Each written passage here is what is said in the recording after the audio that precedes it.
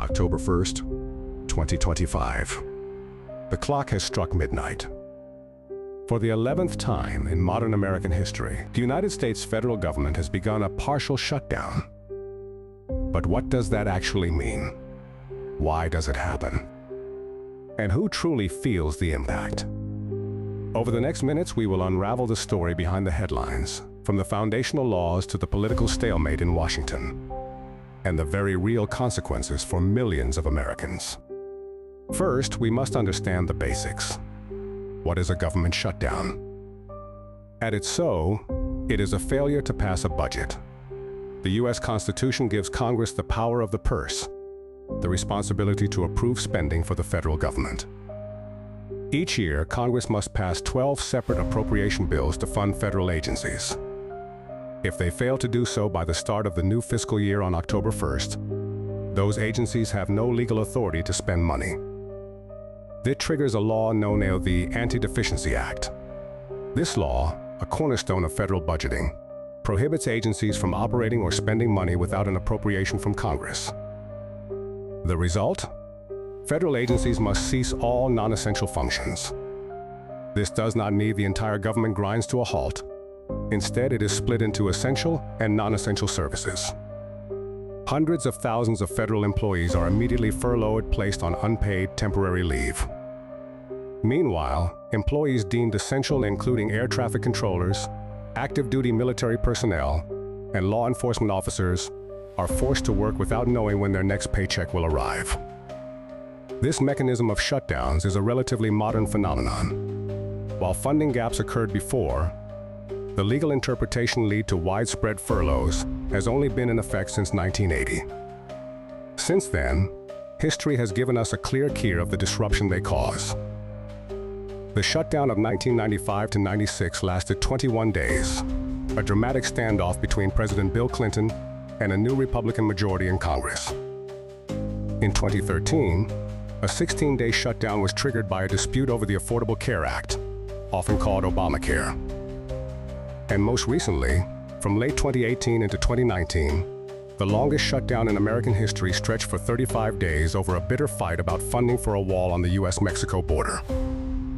That record-breaking shutdown cost the American economy an estimated $11 billion, $3 billion of which was permanently lost. It is against this backdrop that the 2025 shutdown begins. So, how did we get there? The immediate cause was a dramatic fear in the U.S. Senate in the final hours of September 30th. To pass a short-term funding bill, Senate Republicans needed 60 votes, but they faced a unified Democratic bloc who refused to support the bill unless it included two key provisions: an extension of health insurance subsidies under the Affordable Care Act, and a reversal of recently enacted cuts to Medicaid. Republicans, in control of both the White House and Congress, were unwilling to include these measures. Two competing bills, one from each party, were put forward, and both failed to get the necessary votes. At 12:01 a.m. on October 1st, the funding lapsed. The shutdown began. And now, the ripple effects are being felt across the nation. Let's talk about who is affected. The most immediate impact is on the federal workforce. A furlough notice is not a vacation. It is a sudden, indefinite suspension of income. While a law passed in 2019 guarantees these employees will receive back pay once the shutdown ends, that is, little comfort when mortgage payments and grocery bills are due now. And this guarantee does not extend to the vast network of government contractors. For them, the lost work and pay may be gone forever. For the American public, the shutdown means a slow degradation of the services they rely on. National parks may close entirely or remain open with limited staff, leading to overflowing trash and damage to natural treasures.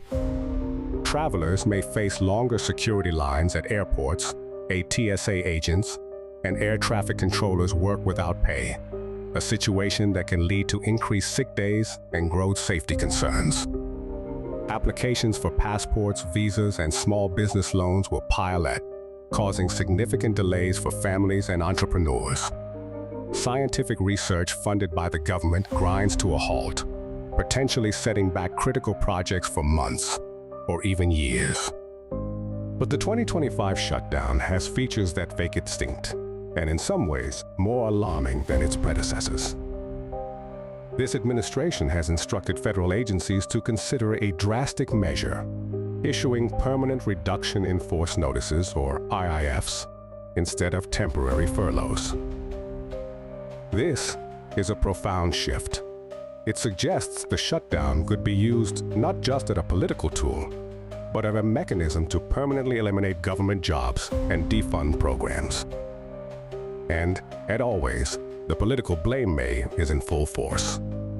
The White House has launched an online timer, publicly blaming Democrats for the shutdown. Democratic leaders, in turn, point out that one party controls the White House, the House of Representatives, and the Senate, and the failure rests squarely with them. So, how does this end? The path to reopening the government remains the same mate it was, to keep it open. Congress must pass, and the President must sign a funding bill. This requires a compromise that, so far, has been elusive. Negotiations are ongoing, but with both sides deeply entrenched in their positions, there is no clear end in sight. Each day the shutdown continues. The economic and human costs mount. Economists estimate that each week of a shutdown could shave 1 to 2/10 of a percentage point off the nation's economic growth. For the economy already facing uncertainty, this is a significant self-inflicted wound. The story of a government shutdown is more than a political story. It is a story of a nation's stability being held hostage to political will. It is the story of a park ranger, an air traffic controller, a cancer researcher, and a family visiting a national monument, all caught in the crossfire of a battle they did not start. The shutdown of 2025 is now a reality. Its duration and its ultimate resolution now depend on the very leaders in Washington whose failure caused it. The clock is ticking, and for hundreds of thousands of Americans, every second counts.